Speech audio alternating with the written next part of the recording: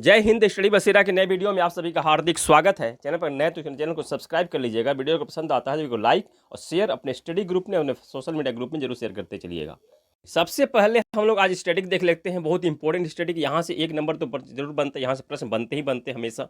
प्रथम तराई युद्ध 1191 में किसके बीच हुआ था? मोहम्मद गौरी और पृथ्वीराज चौहान के बीच, जिसमें कि मोहम्मद गौरी की हार हुई थी और पृथ्वीराज चौहान की जीत हुई थी। द्वितीय तराई युद्ध 1192 में, यानी कि दूसरे साल ही पृथ्वीराज चौहान की हार हो गई थी और मोहम्मद गौरी की जीत हुई थी और तुर्की साम्राज्य का सुमित साम्राज्य स्थापित हुआ था भारत में मोहम्मद गौरी के द्वारा। 1194 में चंदावर का युद्ध हुआ था, कन्नौज के साथ चंदावर का युद्ध हुआ था, कन्नौज के शासक जयचंद के बीच और मोहम्मद गौरी के बीच, और मोहम्मद गौरी की जीत हुई थी और जयचंद की हार हुई थी। और जयचंद ने ही मोहम्मद गौरी को आमंत्रित किया था भारत में, यह भी ध्यान रखिएगा। भारत प्रथम पानीपत युद्ध 1526 में बाबर और इब्राहिम लोदी के बीच हुई थी और यह युद्ध स्थल में वीरगति को प्राप्त होने वाला एकमात्र सुल्तान है इब्राहिम लोदी। द्वितीय पानीपत युद्ध 1556, ये 26 है पहला पानीपत और दूसरा पानीपत 1556 में अकबर और हेमू के बीच हुई थी, जिसमें कि हेमू की हार हुई थी। तृतीय पानीपत युद्ध 1761 में मराठा साम्राज्य और अहमद शाह अब्दाली की सेना के बीच हुई थी। कन्नौज, जिसे कि बिलग्राम का युद्ध भी कहते हैं, 1540 में शेरशाह सूरी की जीत हुई थी। शेरशाह सूरी और हुमायूं के बीच हुई थी, जिनमें कि शेरशाह सूरी की जीत हुई थी और हुमायूं की हार हुई थी और हुमायूं भारत छोड़कर बाहर भाग गया था। चलिए अभी स्टार्ट करते हैं करंट अफेयर्स। बहुत ही जबरदस्त प्रश्न है, बहुत ही जबरदस्त है। विश्व रेडियो दिवस 13 फरवरी को मनाया जाता है। थीम रखी गई है इसमें 2025 की रेडियो और जलवायु परिवर्तन। पहली बार यह दिवस 13 फरवरी 2012 में मनाया गया था। संयुक्त राष्ट्र महासभा द्वारा इसकी घोषणा की गई थी 2012 में 13 फरवरी को मनाने के लिए। रेडियो जो काम करता है किस वेब पर? इलेक्ट्रोमैग्नेटिक वेब पर यह काम करता है। तो इसका रेडियो का आविष्कार सबसे पहले किसने किया था? रेडियो का आविष्कार गुग्लियमो मार्कोनी, जो इटली के वैज्ञानिक थे, इन्होंने किया था और इनको नोबेल पुरस्कार मिल चुका 1909 में। फिजिक्स का नोबेल पुरस्कार 1909 में गुग्लियमो मार्कोनी को मिल चुका है। भारत का पहला रेडियो प्रसारण 1923 में बॉम्बे रेडियो क्लब द्वारा प्रसारित किया गया था। AIR यानी कि ऑल इंडिया रेडियो की स्थापना 1956 में होती है। पहला FM प्रसारण 1977 में चेन्नई में हुआ था और FM का फुल फॉर्म क्या होता है? Frequency modulation. पहला निजी प्राइवेट FM रेडियो स्टेशन कहाँ स्थापित किया गया था? तो रेडियो सिटी बेंगलोर में 2001 में स्थापित किया गया था। भारत के वायरलेस दूरसंचार के जनक किसे कहते हैं? जगदीश चंद्र बोस को कहते हैं। 1895 में विद्युत चुंबकीय तरंगों का प्रदर्शन किया था जगदीश चंद्र बोस जी ने, और इस प्रदर्शन में उन्होंने चुंबकीय तरंग को दीवार के पार भेजा था और विद्युत चुंबकीय तरंगों का इस्तेमाल करके गन पाउडर को जलाया था। 75 फीट दूर तक रेडियो तरंगों को, चुंबकीय तरंगों को भेजा था। कौन, किसने? जगदीश चंद्र बोस जी ने अपने प्रदर्शन में। चलिए, बहुत ही कंप्लीट स्टैटिक था ये रेडियो से संबंधित। तो अब हम लोग चलते हैं नेक्स्ट प्रश्न पे। 13 फरवरी को ही राष्ट्रीय महिला दिवस मनाया गया है। किनकी जयंती होती है 13 फरवरी को? तो भारत की कोकिला, उपनाम है सरोजिनी नायडू का। भारत की कोकिला किसे कहते हैं? तो सरोजिनी नायडू को कहते हैं, जिनका जन्म 13 फरवरी 1879 हैदराबाद में हुआ था। भारत की पहली महिला राष्ट्रीय अध्यक्ष, पहली महिला राष्ट्रीय कांग्रेस की अध्यक्ष सरोजिनी नायडू रह चुकी। 1925 में इन्होंने अध्यक्षता की थी राष्ट्रीय कांग्रेस का। पहली महिला राज्यपाल उत्तर प्रदेश के राज्यपाल बनी थी सरोजिनी नायडू ही है। इनकी जो रचना है कुछ इंपॉर्टेंट है, the golden threshold, the broken wing, songs of love. और इनका निधन 2 मार्च 1949 लखनऊ में हुआ था। 12th वर्ल्ड गवर्नमेंट समिट 2025 का आयोजन UAE में किया गया है। थीम क्या रखी गई है? थीम रखी गई है भविष्य की सरकारों को आकार देना। 10 से 13 फरवरी के बीच इसका आयोजन किया गया UAE में। नेक्स्ट क्वेश्चन पे चलते हैं। नेक्स्ट है पैरा आर्चरी एशिया कप 2025 का आयोजन बैंकॉक थाईलैंड में किया गया है। 2 फरवरी से 11 फरवरी 2025 के बीच आयोजन किया गया था, जिनमें कि भारत ने टोटल 12 मेडल जीते हैं और 12 मेडल के साथ भारत पहले स्थान पर है। इनमें कि गोल्ड 6 गोल्ड है, भारत के नाम 6 गोल्ड है, सिल्वर 3 है और ब्रॉन्ज यानी कि कांस्य पदक भी 3 है। तो इस तरह से 12 मेडल के साथ भारत पहले स्थान पर है। दूसरे स्थान पर कौन है अगर बात करें तो दूसरे स्थान पर थाईलैंड है और तीसरे स्थान पर इंडोनेशिया है। नेक्स्ट है चौथा AI शिखर सम्मेलन आयोजन कहाँ होगा? तो भारत में होगा, क्योंकि अभी तीसरा AI शिखर सम्मेलन 2025 का पेरिस फ्रांस में किया गया है।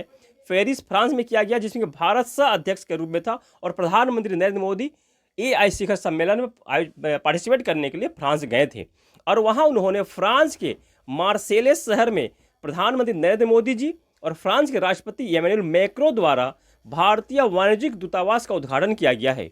और मार्सेलोस शहर को ध्यान रखिएगा, क्योंकि मार्सेलोस शहर में ही 1910 में स्वतंत्रता सेनानी वीर सावरकर ब्रिटिश के चंगुल से भागने का प्रयास किया था। इसी शहर में, मार्सेलोस शहर में इन्होंने भागने का प्रयास किया था। उसके बाद इनको पकड़ लिया गया था और फिर अंडमान निकोबार के सेलुलर जेल में इनको बंदी बनाया गया था।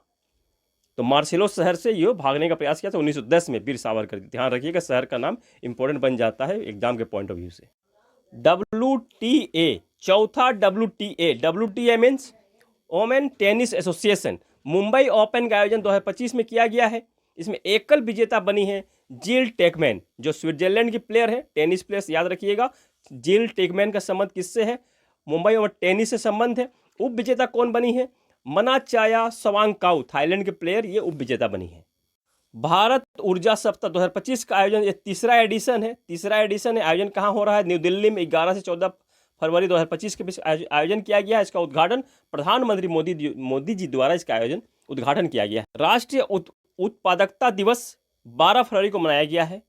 थाई पूसम त्यौहार का संबंध किस राज्य से है? तमिलनाडु से संबंध। बस ये इतना सा वन लाइनर जो है मैं फटाफट से बता रहा हूँ, ज़्यादा मैं उसको लंबा नहीं खींचने की कोशिश कर रहा हूँ। चलिए नेक्स्ट पॉइंट पे चलते हैं। अमेरिका की राष्ट्रीय खुफिया निदेशक नियुक्त की गई तुलसी गबार्ड।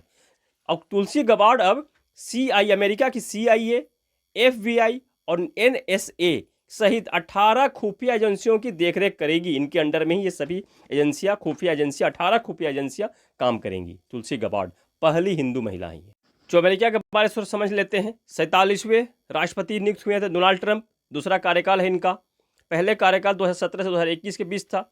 डोनाल्ड ट्रंप की जो पार्टी है रिपब्लिक पार्टी का चुनाव चिन्ह लाल हाथी होता है। इनकी विपक्षी पार्टी डेमोक्रेटिक पार्टी है, जिसका चुनाव चिन्ह नीला गधा होता है। और विपक्षी पार्टी के जो उम्मीदवार थे डोनाल्ड ट्रंप के अगेंस्ट में सामने जो खड़ी थी कमला हैरिस, जो भारतीय मूल की है, विपक्षी उम्मीदवार थी। डोनाल्ड ट्रंप ने शपथ ग्रहण से पहले एक रैली आयोजित की थी, MAGA, MAGA, make America great again, इसका फुल फॉर्म बनता है। डोनाल्ड ट्रंप द्वारा रैली आयोजित की गई थी। इन्होंने जो प्रमुख नियुक्तियां की हैं वो हैं Sean Curran, director of security service USA के, Susie Wiles, chief of staff White House के चीफ ऑफ स्टाफ नियुक्त हुई हैं। माइक वाल्ट्ज, राष्ट्रीय सुरक्षा सलाहकार।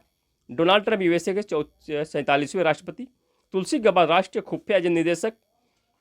काश Patel FBI federal bureau of investigation के प्रमुख। श्री राम कृष्णन, ध्यान रखिएगा, श्री राम कृष्णन का नाम इंपॉर्टेंट बन जाता है, स्टार मार्क से नोट कर लीजिएगा।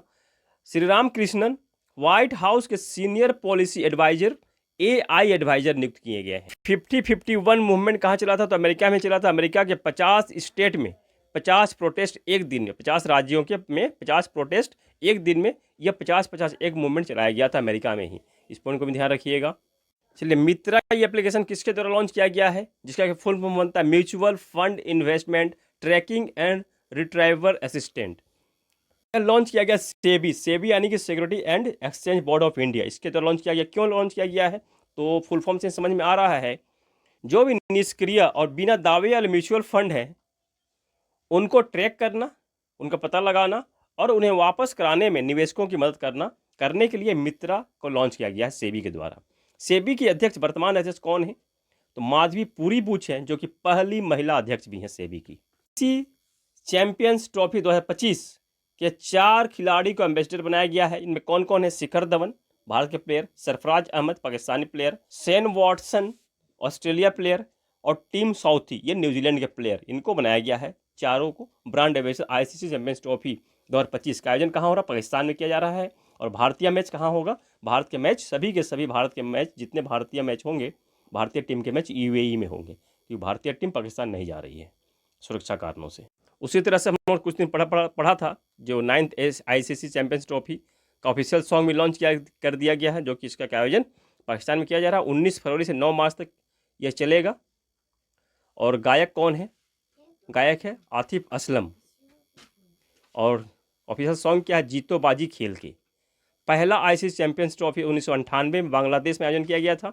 साउथ अफ्रीका की टीम विजेता बनी थी और वेस्ट इंडीज की टीम उपविजेता बनी थी।